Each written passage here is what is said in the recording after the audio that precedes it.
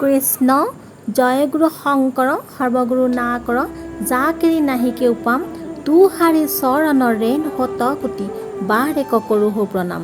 বন্ধু বান্ধৱীসকল, আপোনালোক সকলোকে আজি মহাপুৰুষ শ্ৰীমন্ত শংকৰদেৱৰ জন্ম জয়ন্তীৰ বহুত বহুত শুভেচ্ছা জনাই ৰিংকু শইকীয়াৰ চেনেলটোলৈ সাদৰেৰে স্বাগতম জনাইছোঁ।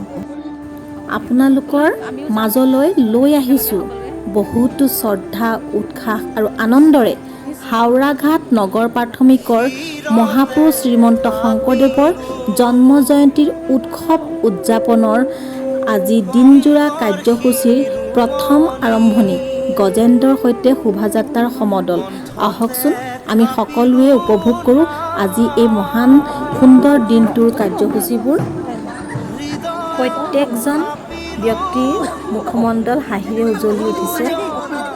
আমি সকলোৱে জ্ঞাত 1449 চনৰ নগাঁও জিলাৰ পুৰণি টেম্বুৱানী বৰ্তমানৰ বৰদুৱাৰ আলিপুখুৰী নামেৰে ঠাইত মহাপুৰুষ এইজনা শ্ৰীমন্ত শংকৰদেৱৰ জন্ম হয়।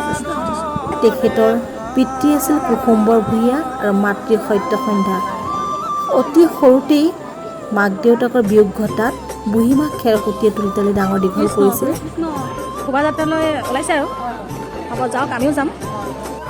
12 বছৰ বয়সৰ আগলৈকে তেওঁ খেলা ধূলা কৰিয়ে কটাইছিল।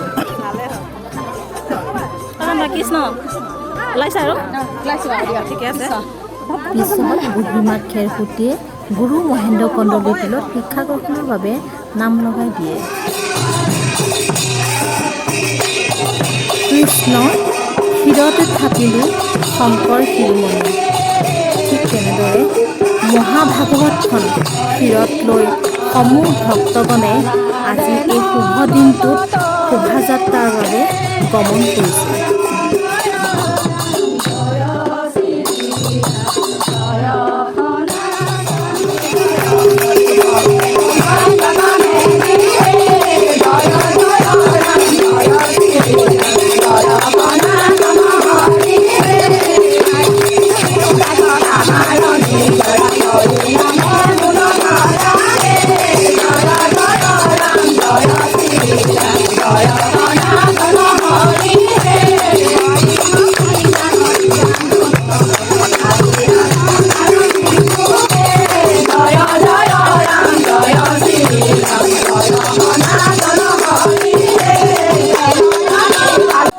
কৰতল কমল কমলদল নয়ন আকাৰ হুঁচৰিকাৰ নোহোৱাকৈ তেওঁ খুব সুন্দৰ কবিতা লিখি উলিয়াইছিল।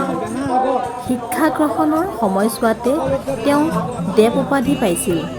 লগতে বহুতো আশ্চৰ্যজনক কলা কৌশলেৰে সকলোকে বিস্মিত কৰি তুলিছিল। শিক্ষা গ্ৰহণৰ পিছতেই কম বয়সতে পিতৃৰ বিয়োগ ঘটাত পিতৃৰ বিষয়বাব শিৰোমণি ভূঞাৰ দায়িত্ব ল'বলগীয়া হোৱাৰ বাবে তেওঁক ডেকাগিৰি উপাধি প্ৰদান কৰিছিল। সাহিত্য জীৱনৰ পাতনিতে তেওঁ ৰচনা কৰিছিল হৰিচন্দ্ৰ উপাখ্যান।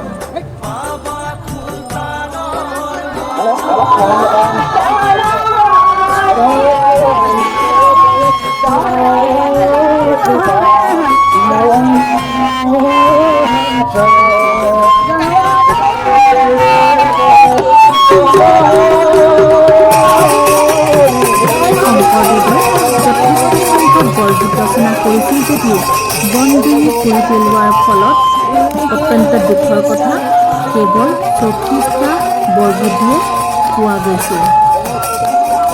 জাতি বৰ্ণ নিৰ্বিশেষে সকলোকে সমান এইজন মহাপুৰুষ শংকৰদেৱে আমাৰ মাজত এক শৰণ নাম ধৰ্ম প্ৰচাৰ কৰি গৈছিল। প্ৰথম তীৰ্থভ্ৰমণ কৰিবলৈ যোৱা সময়খিনিতে বদৰিকা আশ্ৰমত তেওঁ প্ৰথমটি বৰগীত মন মেৰি ৰাম চৰণেহে লাগো ৰচনা কৰিছিল। লিপিবদ্ধ ৰূপ নথকা সংলাপবিহীন কেৱল নৃত্যৰ মাধ্যমেৰে অভিনয় কৰি ভক্তৰ মাজত প্ৰচাৰ কৰা প্ৰথম নাটক চিহ্নযাত্ৰাৰ উপৰিও 6খন অংকীয়া নাট ৰচনা কৰি উলিয়াইছিল। বৰ্তমান সময়ত আমাৰ সকলোৰে মাজত পৰিচিত হোৱা নৃত্য, গীত, বাদ্য, নাটক, ভাওনা আদিৰ পথ প্ৰদৰ্শক তেওঁৱেই আছিল। ইতিমধ্যে আমাৰ শোভাযাত্ৰাৰ সমূহ ভক্তবৃন্দ নামঘৰৰ প্ৰাংগণত আহি উপস্থিত হৈছেহি। শংকৰ হৰি ভকতৰ জানা যেন কল্প তৰু তাহান্ত বিনাই নাই নাই নাই আমাৰ পৰম গুৰু তাহান্ত বিনাই নাই নাই নাই আমাৰ পৰম গুৰু। কৃষ্ণ কৃষ্ণ হৰি অ ৰাম। কোটি কোটি গুৰয় পৰাধনিতে কৰোৱা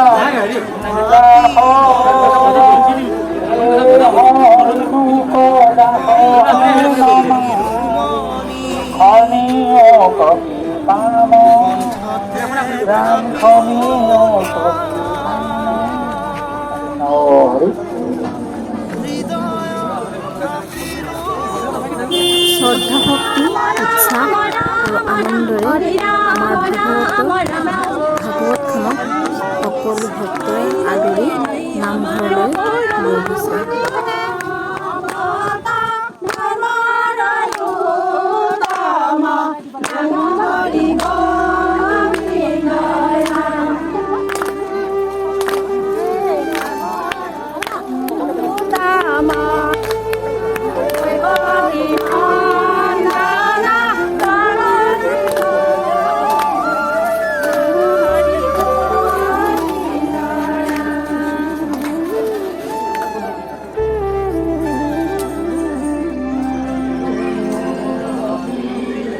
ক্ষীৰতে থাপিলো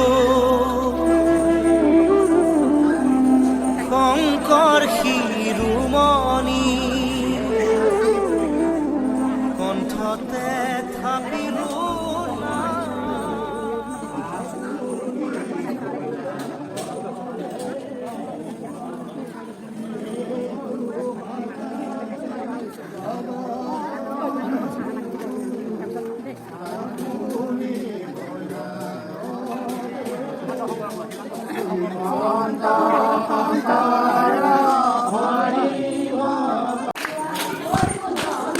সংস্কৃত ভাষাত লিখা পুথি ভক্তি ৰত্নাকৰৰ উপৰিও ভক্তি প্ৰদীপ, নিমি নৱসিদ্ধ সংবাদ আৰু অনাদি পতন নামেৰে কেইবাখনো ভক্তি তত্ত্বমূলক পুথি তেওঁ ৰচনা কৰিছিল।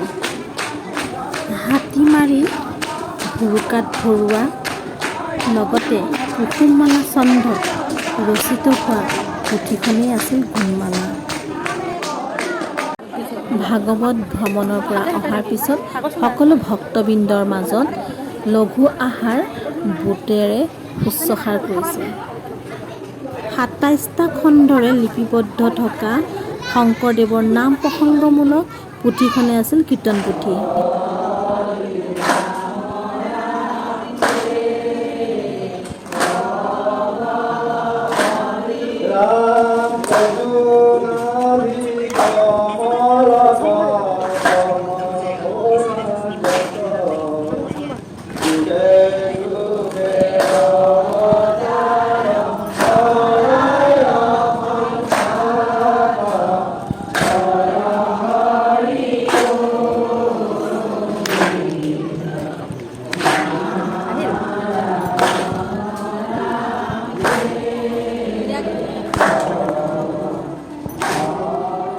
নাম প্ৰসংগৰ পিছতে সকলো ভক্তগণৰ মাজত মাহ প্ৰসাদ বিতৰণ কৰি দিয়া হৈছে।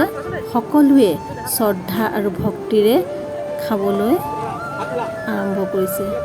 আপোনালোকে সকলোৱে জানে মাধৱদেৱৰ গুৰু প্ৰতিমাৰ লগতে শংকৰদেৱে নাট ভতিমা, দেৱ ভতিমা আৰু ৰাজ ভতিমা প্ৰৱৰ্তন কৰিছিল।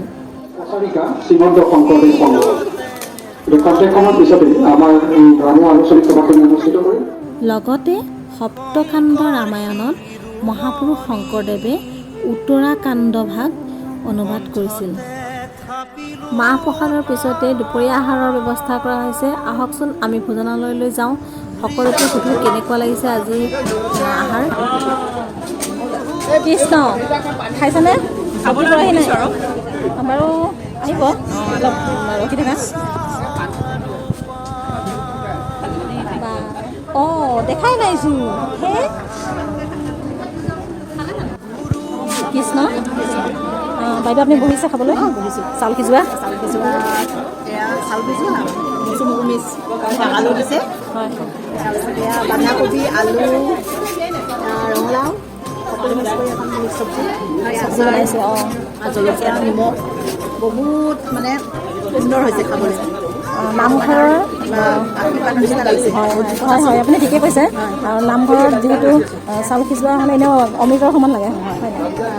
যদিও মানে নিৰামিষ তথাপিও বহুত ভাল লাগিছে। ঠিকে আছে আপোনালোকে গ্ৰহণ কৰি লওক। কৰি খাইছে কেনেকুৱা লাগিছে? অমৃত যেন লাগিছে, ভাল লাগিছে। এনেও নামঘৰৰ চাউল সিজোৱা বুলি ক'লে অমৃতৰ দৰেই লাগে নহয় জানো?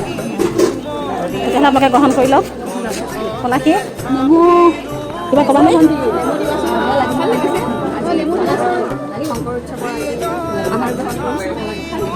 ভাল লাগিছে। ঠিকে আছে তোমালোকে গ্ৰহণ কৰি লোৱা, পিছত লগ পাম আকৌ।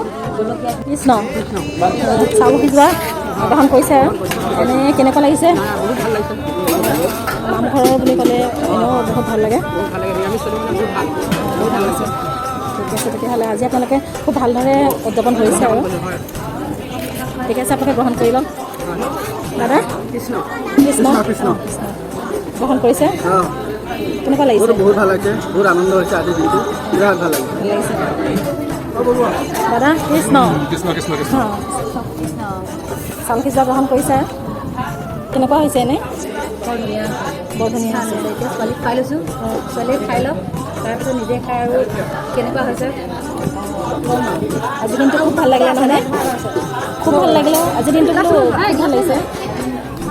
এতিয়া মই খাওঁ। খোৱা খাই লোৱালে মই ৰখিছোঁ মানে। ঠিক আছে তেতিয়া উত্তৰটো কম কেনেকুৱা অঁ উত্তৰটো পাব লাগিব যে।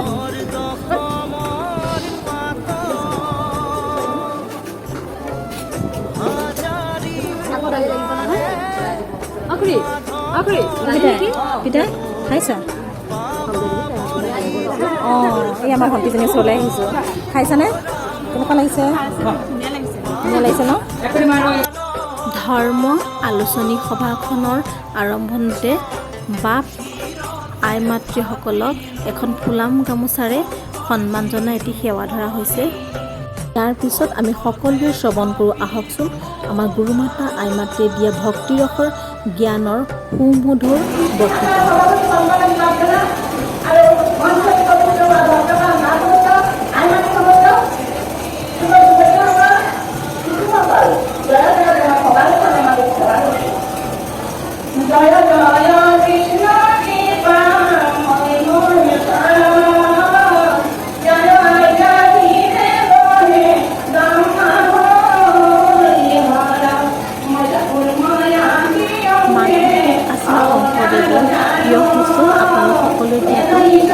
শংকৰ আৰু মাধৱৰ প্ৰথম সাক্ষাতত লক্ষ্মীনাথ বেজবৰুৱাদেৱে মণিকাঞ্চন সংযোগ নামেৰে আখ্যা দিছিল।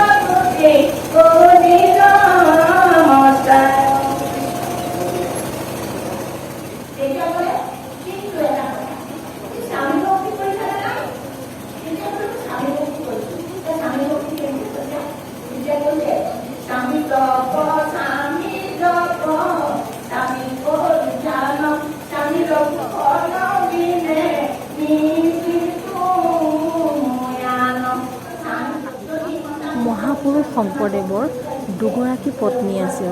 প্ৰথমগৰাকী সূৰ্যৱতী মৃত্যু হোৱাত দ্বিতীয় কালিন্দীয়াইক বিয়া কৰাইছিল। প্ৰথমগৰাকী সূৰ্যৱতীৰ কন্যা আছিল মনু, দ্বিতীয়গৰাকী কালিন্দীয়াইৰ কন্যা আছিল বিষ্ণুপ্ৰিয়া। এইজনা গুৰুৱে বহুতো তীৰ্থঠাই ধৰ্ম প্ৰচাৰৰ নিমিত্তে ভ্ৰমণ কৰিছিল। ঠায়ে ঠায়ে বহুতো নাট ৰচনা কৰিছিল। শেষ নাটখন আছিলে ৰামবিজয়, যিখন তেওঁ কোচবিহাৰত ৰচনা কৰি উলিয়াইছিল।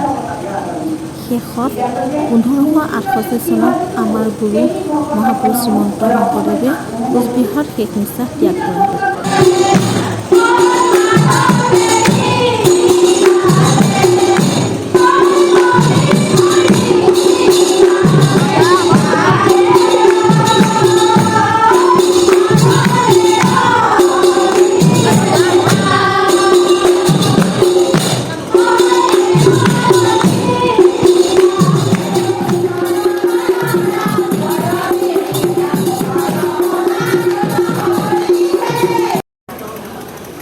বান্ধৱীসকল, আপোনালোকে সকলোৱে মোৰ ভিডিঅ'টো আজি উপভোগ কৰিলে, আমিও কৰিলোঁ, আপোনালোকেও কৰিলে। আৰু সেইবাবে আমি এতিয়া শেষ মুহূৰ্ত, শেষ পৰ্যায় ঘৰলৈ যাবলৈ ওলাইছোঁ, সকলোৱে নামঘৰত চাকি গছ জ্বলায়। গতিকে এয়া আমাৰ বাইদেউ কিবা এষাৰ কথা ক'ব আপোনালোকে শুনক। আপোনালোকে যদি ভাল পাইছে ইয়াত লাইক কমেণ্ট আৰু শ্বেয়াৰ কৰি দিব। বহুত বহুত ধন্যবাদ থাকিল সকলোলৈ। আজিলৈ আহোঁ, ধন্যবাদ, বাই বাই, কৃষ্ণ।